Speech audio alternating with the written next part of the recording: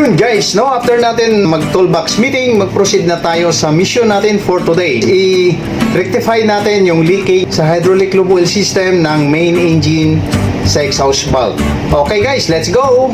At yan na nga guys, no, binaklas na nila second engineer at wiper yung hydraulic pressure pipe, no, ng unit number 3 sa main engine natin, dahil yun yung may leakage habang tumatakbo tayo papunta dito. At ito ang chance dahil nakatigil na yung makina natin, so ma-rectify na natin yan. Papalitan lang naman natin yung o-ring. At sabi ko nga, pupuntahan ko na lang sila doon para ma-double check ko. At yun na guys, no, pinuntahan na natin doon para ma-check. At natapos na kasi nilang palitan yung o-ring, pero syempre gusto ko pa rin ma-make sure na talagang okay na okay yung higpit. At sabi ko nga, checkin namin at gamitan lang ng hand, no, by hand lang yung hand tight lang yung gagamitin namin. No need na sobra-sobrang higpit kasi nakakasira din or nakakalustrate din yan ng mga bolts. So ayan, okay naman, no, at pantay naman yung pagkahigpit.